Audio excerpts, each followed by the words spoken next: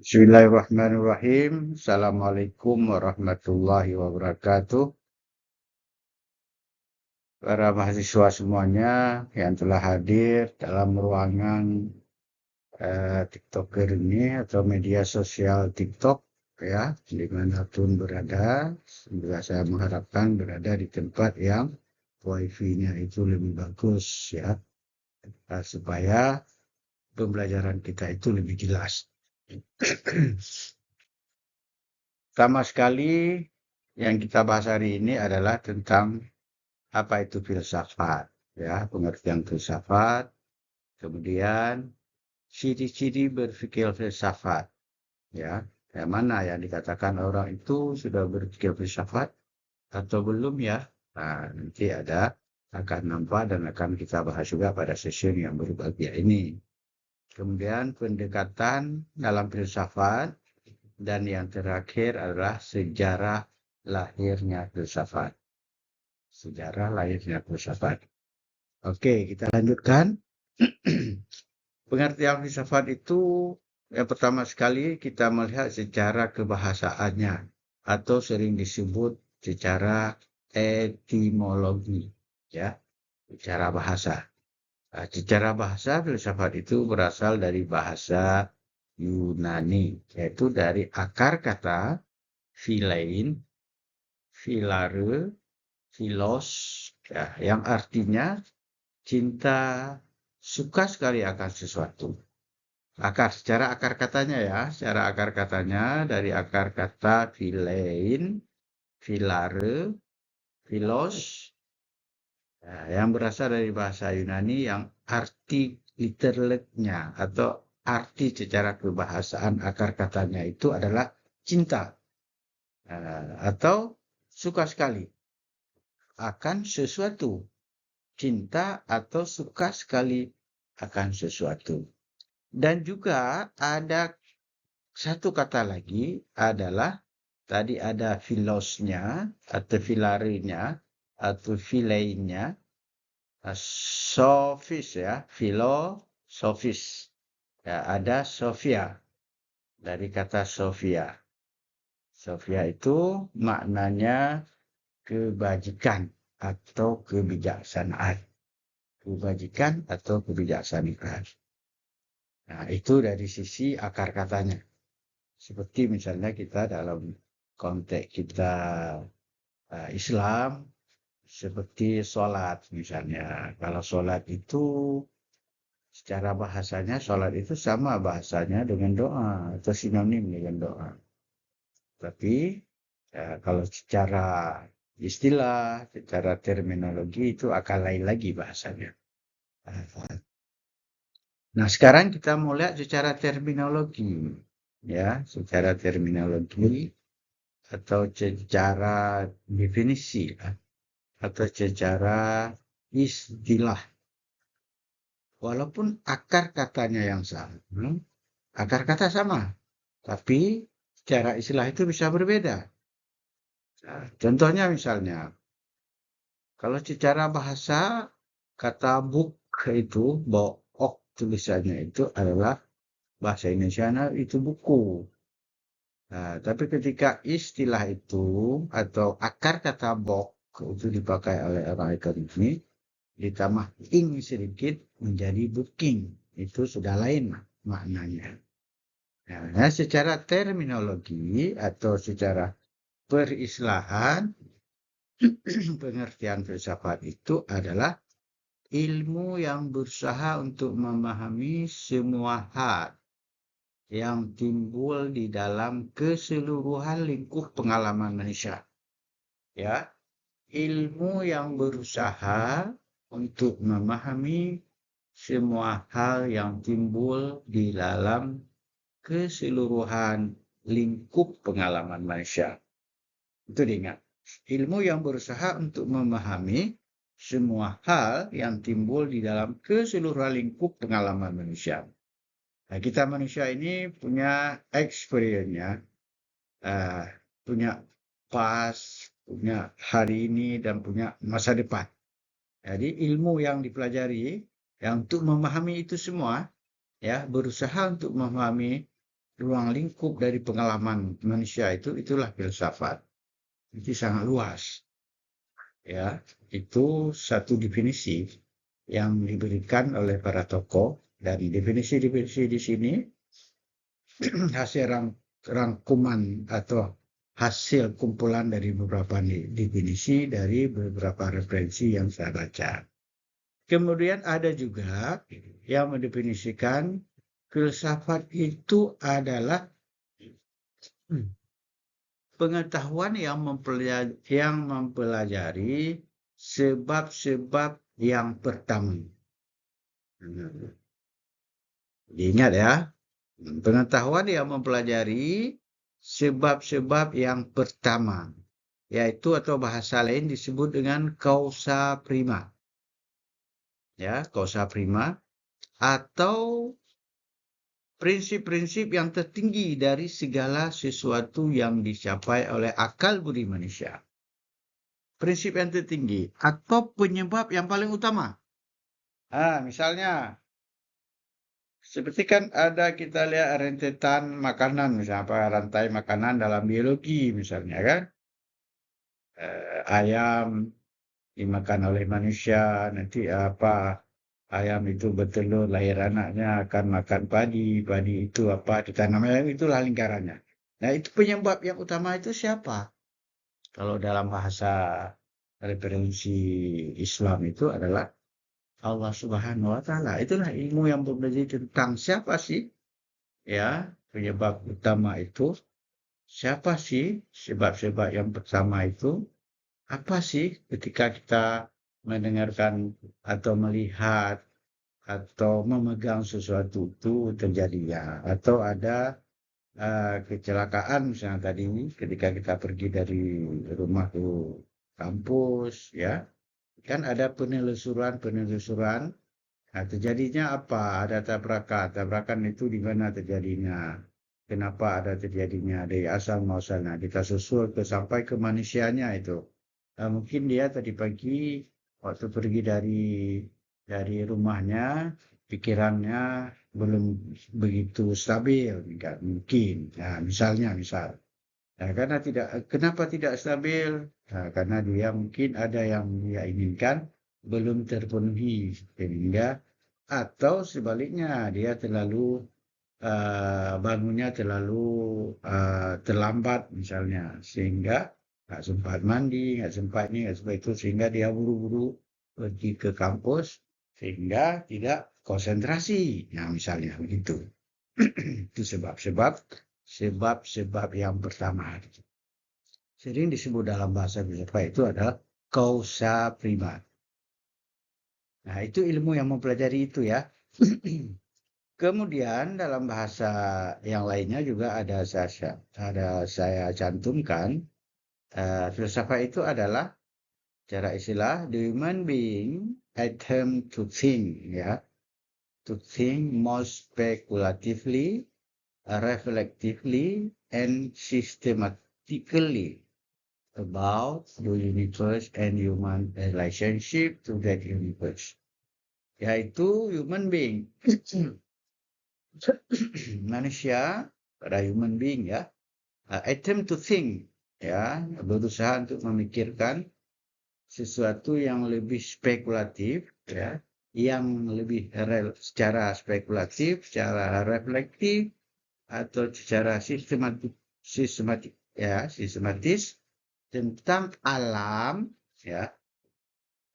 Ilmu yang berusaha, manusia itu berusaha untuk memikirkan tentang atau secara spekulatif, secara reflektif, atau dan juga secara sistematis, ya, tentang alam semesta, universe, about the universe and human relationship to that universe, tentang alam jagat raya ini dan hubungannya antara manusia dengan alam itu, ya.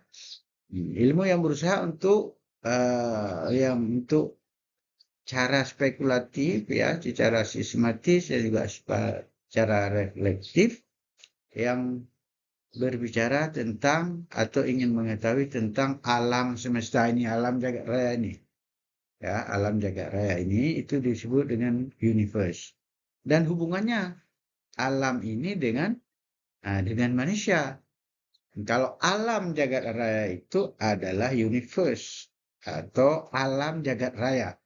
Kalian ada menonton misalnya ada Miss Universe ya. Miss Universe itu ratu kecantikan sejagat, misalnya. Itu universe disebut. Alam jagat raya dan ya hubungan antara manusia dengan alam itu bagaimana? Kalau universe, alam jagat raya itu dengan bahasa lain disebut kosmos ya, kosmologi.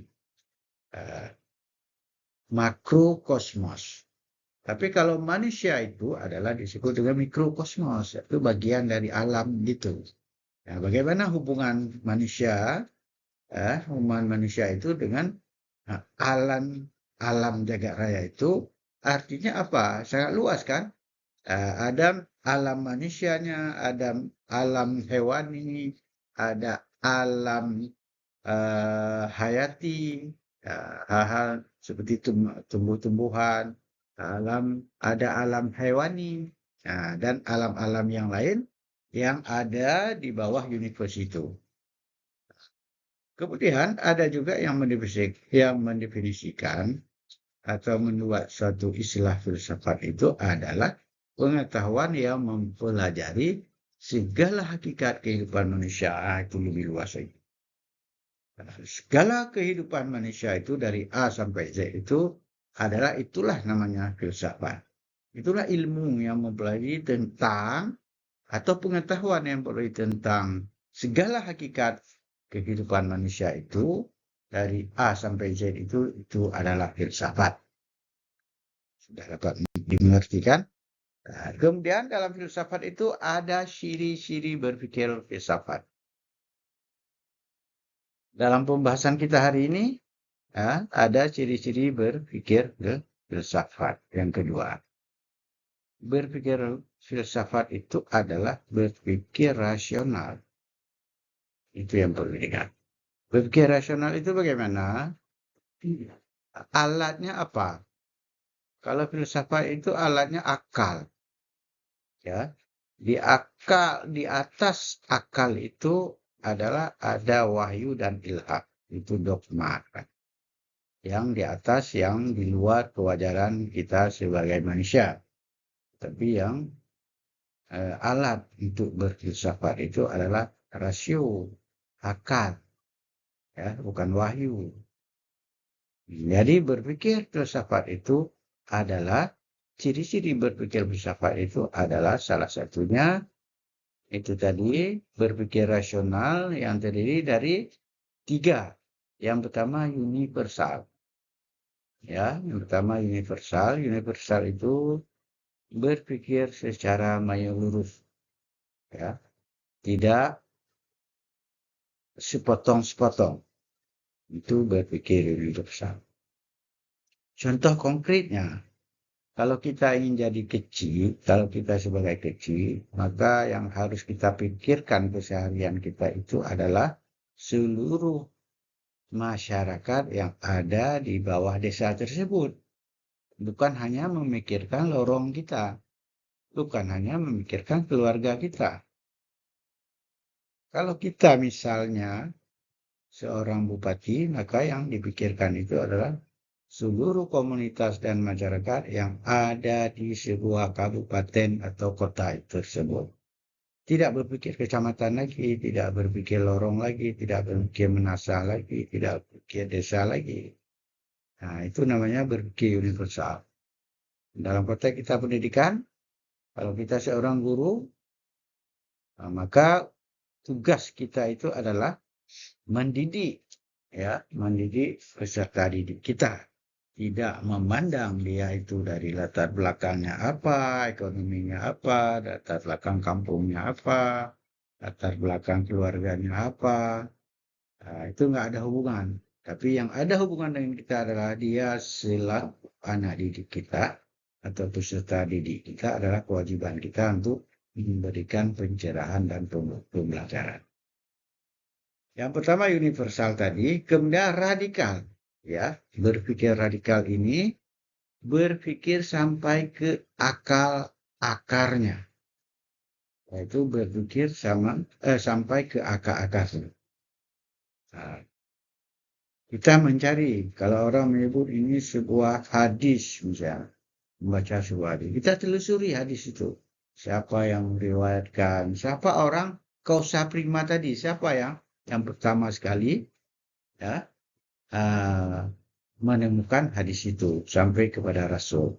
Nah, kalau kita ingin melihat sebagai sebuah spidol ini, kita bisa mendeteksi kenapa lahir spidol itu dari mana, siapa desainernya, sampai tahu kita desainernya itu siapa. Ya, konsep yang dia lakukan itu kita tahu, mencari tahu. Mencari tahu sampai ke akar-akarnya itu, atau sampai kita temukan kausa prima itu yang tadi, itu namanya berpikir radikal dalam filsafat. Nah, bukan radikalisme yang ada selama ini yang kita dengar. Bukan itu maksudnya di sini. Ketika kalian tahu tentang sesuatu istilah atau ilmu tentang dalam atau sesuatu program studi kalian dari biologi, dari bahasa Inggris, cari itu kata-kata atau istilah itu sampai kalian temukan, oh begitu ya. Jangan hanya didengar sepotong-sepotong atau dari orang-orang gitu. Tapi kita cari sumber aslinya. Bahasa lainnya sumber aslinya itu apa? Ya, bukan terjemah-terjemah. Bukan hanya terjemahan-terjemahan dari orang atau pendapat-pendapat dari orang, tapi kita telusuri ya. Sumber aslinya di mana? Itu disebut dengan radikal di sini. Dan yang ketiga adalah sistematis. Berpikir sistematis dalam filsafat itu berbeda dengan sistematis dalam ilmu pengetahuan. Kalau sistematis dalam ilmu pengetahuan itu adalah runtun. Runtun dari A, B, C, sampai Z. Nah, dari 1, 2, 3, sampai berapa gitu. Runtun dia. Teratur. Itu sistematis dalam ilmu pengetahuan. Itu dapat dibedakan ya. Sistematis itu ada dua nanti. Dapat dibedakan. Sistematis. Ya ada dua. Ada menurut filsafat. Dan ada juga ilmu pengetahuan. Nah itu beda. Memaknai sistem. Itu yang perlu kalian lihat. Nah, yang perlu kalian tahu, karena dalam kata-kata sistematis ini banyak sekali orang terjebak. Kebanyakan orang ketika bicara sistematis, itu langsung menjurus kepada sistematis secara ilmu pengetahuan. Nah, secara ilmu pengetahuan sistematis itu adalah runtun, teratur ya, berurut ya, seperti kita menulis sebuah tulisan dari pendahuluan, habis itu tujuan, latar belakangnya, habis itu masalahnya, tujuannya, dan seterusnya sampai kesimpulan. Bukan itu yang dimaksudkan sistematis dalam filsafat. Itu yang saya masih banyak mendengar pemahaman sistematis dalam filsafat itu masih sebagian besar, bahkan pengajar-pengajar juga, yang memaknai sistematis itu adalah menurut pengertian dalam ilmu pengetahuan. Nah, sistematis di sini adalah berpikir beraliran, berpikir bermazhab, ya, bukan runtun, tapi berpikir bermazhab atau beraliran. Bagaimana maksudnya itu? Ketika kalian mengatakan sesuatu ini berdasarkan tokoh A, ini berdasarkan tokoh B, itu yang dimaksud sistematis. Dalam semua ilmu pengetahuan, dalam bahasa itu banyak. Dalam bahasa Arab itu banyak tentang huruf jar aja itu. Dalam bahasa Arab itu banyak sekali pendapatnya. Dalam bahasa Inggris juga begitu. Dalam satu-satu apa istilahnya itu ada berbagai pendapat. Pendapat-pendapat yang berbeda itulah ya kita menyebutkannya secara sistematis ini. Ketika kita ngomong air itu adalah sifatnya mengalir dari tempat yang tinggi ke tempat yang rendah. Itu menurut siapa? Itu sistematis, ya. Ketika kalau dalam bahasa agama lebih, kita sholat bisa menurut mazhab siapa? Syafi'i. Dalam ilmu pengetahuan juga begitu, bukan hanya dalam mazhab fikih. Dalam semua alam sejarah itu berbeda pendapat. Ketika orang mengatakan misalnya dalam sejarah, masuk Islam ke Indonesia itu adalah dimulai dari Berlak misalnya. Tepat. Ya Berlak. Nah, itu menurut pakar sejarahnya siapa-siapa saya sebutkan. Ada yang mengatakan masuknya Islam ke Aceh ini adalah dari kampung saya misalnya Lamno. Itu menurut siapa? Ada ahli sejarah.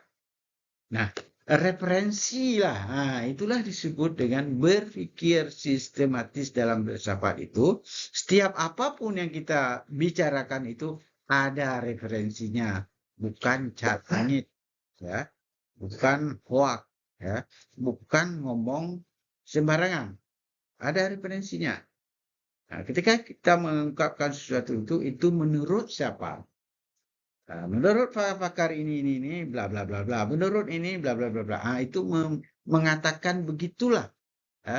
Mengatakan sesuatu itu berdasarkan atau based on referensi, itulah itu disebut dengan berpikir sistematis dalam filsafat.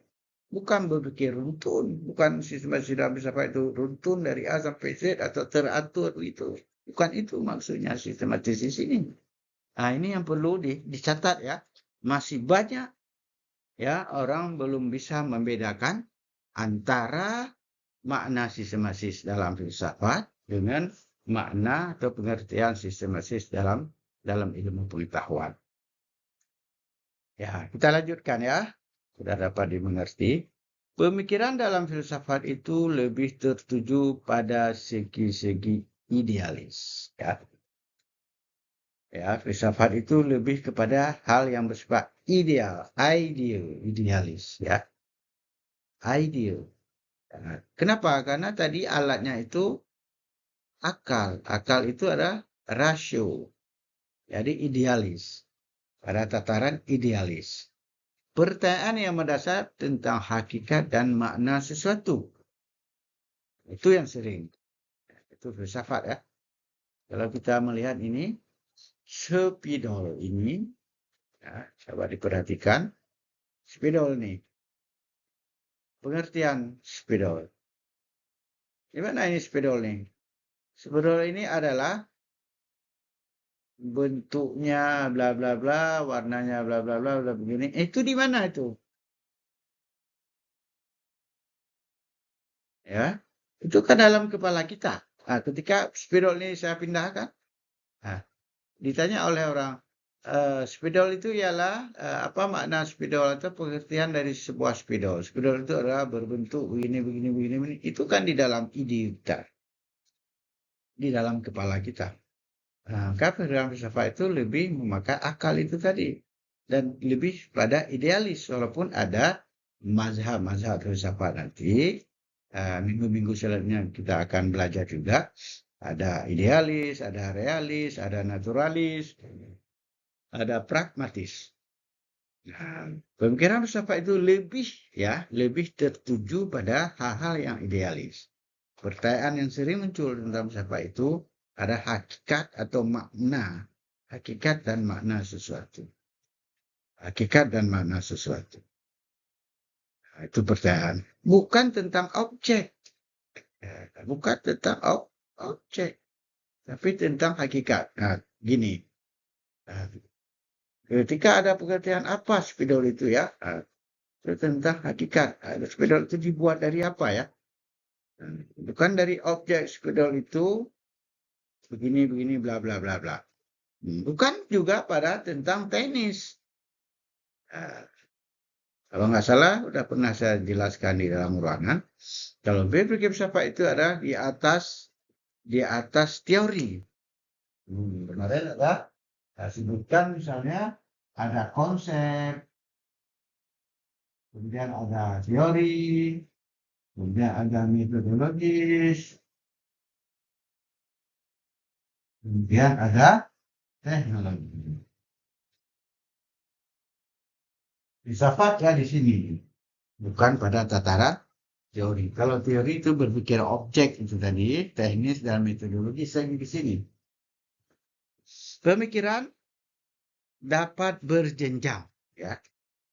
Teknis, teoritis dan filosofis. Teknisnya di sini ya. Teori ini kemudian filosofis. Jadi jenjang filosofis, teoritis, teknis atau teknis, ya, teoritis, filosofis. Ya, di atas itu orang berpikir filsafat itu, ya, yang paling pertama pada hal yang bersifat konseptual, filosofis. Nah, di atas semua itu, di atas lagi sana, di atas filosofis, di atas konsep itu ada dogmatis namanya. Atau sering juga kalau dalam bahasa agama kita dogmatis religius, ya, religius. Dogmatis atau religius dogmatis. Atau dogmatis religius. Dogma itu atau religius itu tidak bicara, alatnya itu bukan akal. Alat untuk mengukurnya itu bukan akal. Tapi itu ada wahyu, ada ilham. Nah, itu tidak semua orang, ya. Tidak semua orang ada yang mendapatkan wahyu atau ilham itu. Hanya orang-orang tertentu saja. Kalau wahyu itu hanya para nabi dan rasul. Kalau ilham itu bisa para aulia-aulia atau ulama-ulama yang karismatik. Ya, nah, itu Allah memberikan ilham. Jadi sudah tahu. Nanti jangan dibilang belajar filsafat sulit begini begitu. Enggak ada. Belajar filsafat itu rasional, dia berpikir rasional dan alatnya itu akal. Bukan indera, ya. Bukan indera, yang ada sama manusia. Yaitu alatnya itu akal. Kemudian pendekatan dalam filsafat, ya. Pendekatan dalam filsafat itu ada pendekatan historis dan ada pendekatan sistematik atau problematis. Ada dua, ya, pendekatan filsafat historis. Historis itu maknanya itu mengutamakan urutan waktu dan tempat. Misalnya, dulu ada filsafat Yunani, ada filsafat Mesir, ya, ada filsafat zaman modern, ada filsafat Islam, ada filsafat Barat, ada filsafat Cina. Itu pendekatannya itu historis namanya, ya, karena mengutamakan urutan waktu dan tempat. Kemudian yang kedua ada problematis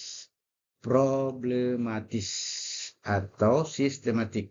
Itu mengutamakan pokok pembahasannya, ya, tanpa terikat dengan tempat dan waktu. Tanpa terikat dengan tempat dan waktu. Problematis itu bagaimana? Seperti filsafat etika, filsafat ontologi, filsafat seperti bicara etika, bicara ontologi, bicara teologi, bicara metafisik, ya.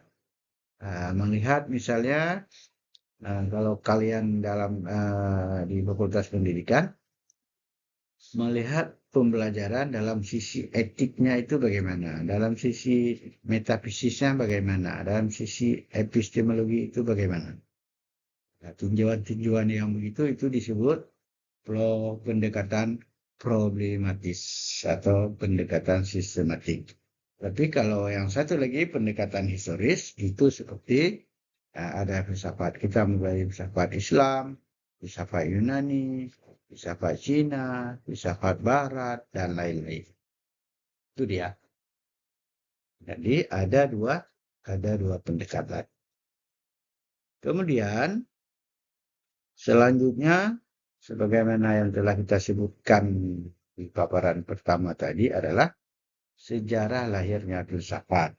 Nah, di mana filsafat itu? Filsafat yang tertua dimulai sejak 4.000 tahun sebelum Masehi. Nah, filsafat yang tertua itu adalah dimulai 4.000 tahun sebelum Masehi. Kalau 4.000 tahun sebelum Masehi, kalau Masehi itu zamannya kelahiran Nabi Isa alaihissalam. Kalau 4.000 tahun itu berapa abad ya? Nah, kalau 100 tahun satu abad, 4.000 tahun berapa abad, Pak Agus? 4.000 tahun sebelum Masehi. Kalau 4.000, kalau 100, satu abad 100 tahun. Kalau 4.000, 400 abad. Nah, berarti 400 abad sebelum Masehi, sebelum kelahiran Nabi Isa alaihissalam.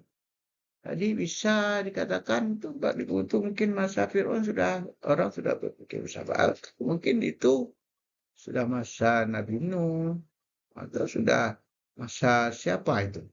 400 tahun, 400 abad ya, sebelum Masehi.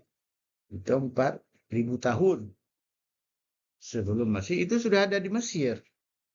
Ah, sudah ada di Mesir. Jadi kita jangan terpesona lagi dengan yang kita dengar hari ini. Apapun yang ada dari Mesir itu Yunani dan sebagainya dan sebagainya. Itu terjadi di lembah Sungai Nil. Tapi saya belum dapat mendeteksi itu. Kalau masa Nabi apa? Di lembah Sungai Nil, Efrat, Tigris, dan India. Yang kedua, di Efrat, Tigris, dan India. Kalau India, 2.500, 250 tahun sebelum, 200, kalau 2.000 maksud saya, 2.000 sebelum Masehi, 2.500. Dan kemudian di Babilonia 2.400 tahun sebelum Masehi. Itu berapa abad? Coba dihitung nanti. Jadi mungkin dihitung ya, menjadi pertanyaan-pertanyaan dalam soal-soal nanti.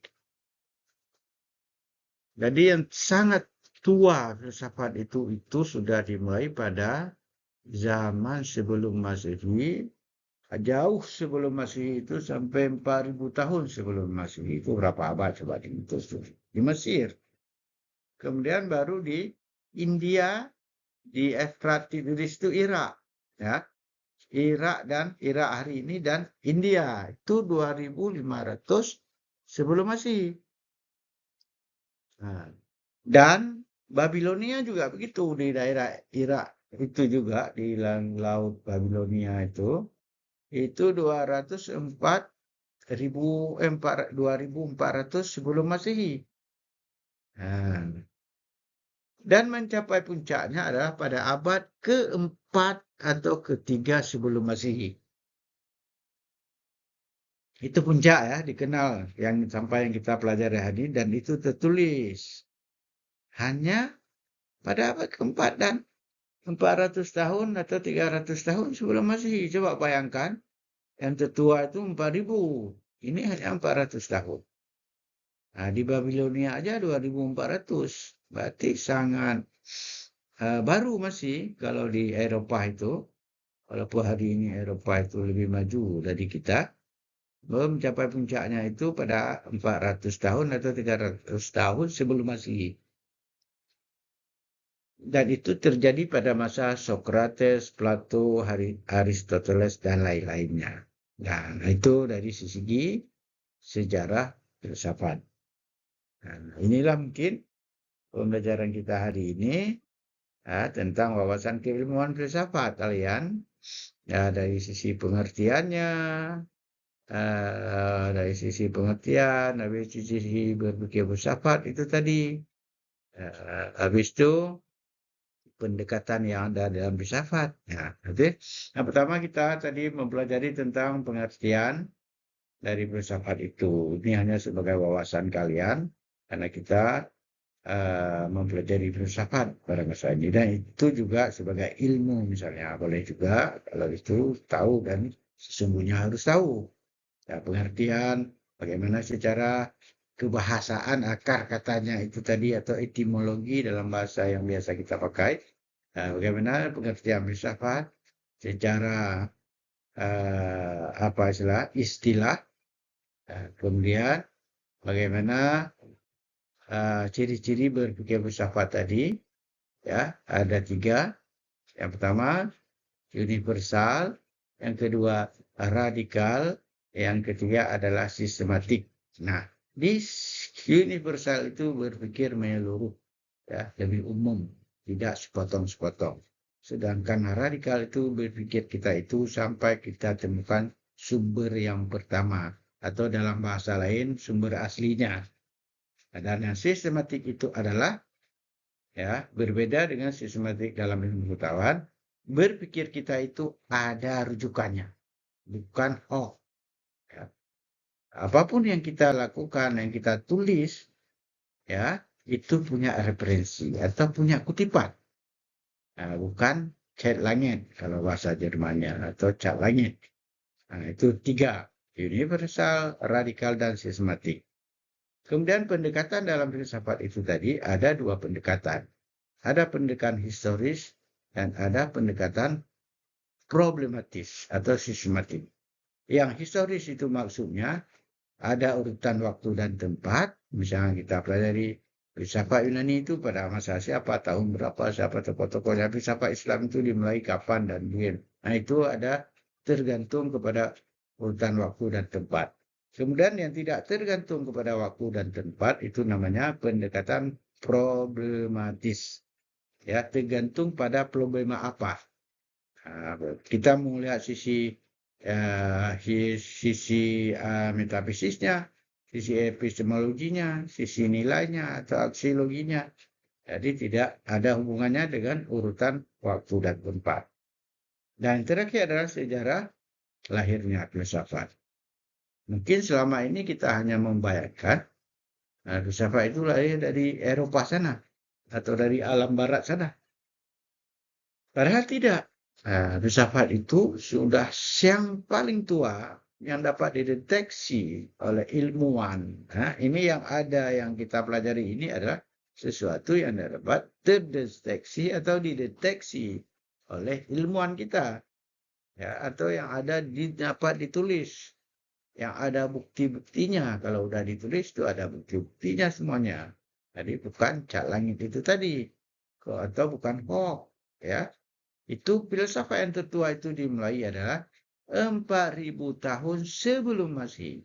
4.000 sebelum Masehi itu 4.000 tahun sebelum tanggal yang kita pakai hari ini. Kita ada tanggal 22 kan, ada bulan 2 juga kita pakai, ada bulan Masehi. Bulan Masehi itu adalah bulan kelahiran Nabi Isa alaihissalam. Sedangkan satu lagi kalau kita Islam itu memakai Hijriah. Tapi ini yang dimaksud ini sebelum kelahiran Nabi Isa alaihissalam. Coba bayangkan, 4.000 tahun sebelum kelahiran Nabi Isa. Kemudian di Efrat atau Tigris dan India atau Efrat, Tigris itu adalah sungai, nama sungai di Irak hari ini. Dan India itu 2.500 tahun sebelum Masehi. Dan di Babilonia itu 2.400. India dan Irak tadi 2.500, Babilonia 2.400. Coba bayangkan, kalau kita lihat hari ini, bagaimana itu? Berarti peradaban mereka lebih sangat tinggi. Jadi terbukti hari ini Mesir itu adalah memang peradaban tertua di dunia. Di sana lahir filsafat. Nah, baru pada abad ke-7 sebelum Masehi.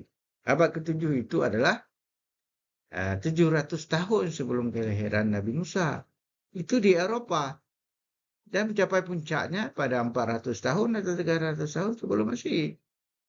Artinya jauh sekali kalau dibandingkan kemajuan Eropa itu dengan Mesir, dengan India, dan dengan Irak, Babilonia.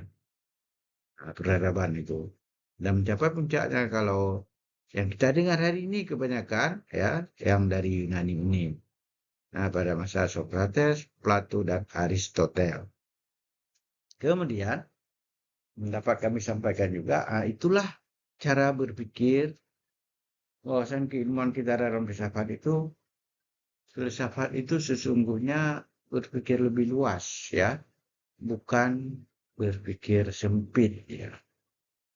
Itu filsafat. Itu beda filsafat dengan ilmu pengetahuan. Secara lebih jelas nanti kita ada session membicarakan apa perbedaan di antara apa istilahnya filsafat dan ilmu pengetahuan. Ada bedanya karena sebelum lahirnya ilmu pengetahuan, semua ilmu itu adalah terkumpul dalam filsafat. Itu mungkin yang dapat kami sampaikan. Terima kasih atas perhatiannya. Ya, mungkin waktunya masih ada, Pak Agus, untuk kita buka sesi pertanyaan.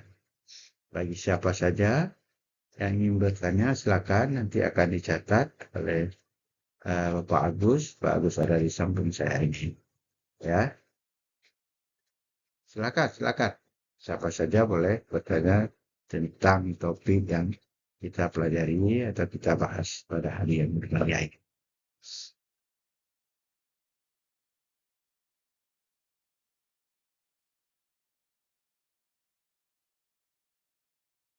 Siapa yang bertanya, silakan.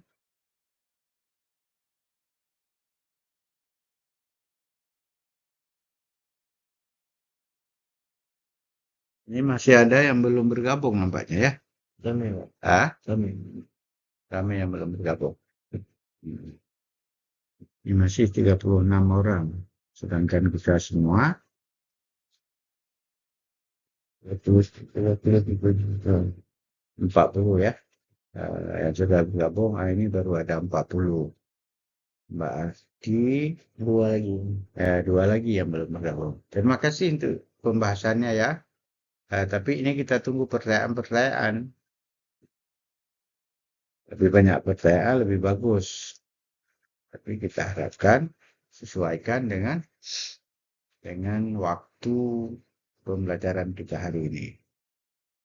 Oke, silakan. Ada yang ingin bertanya?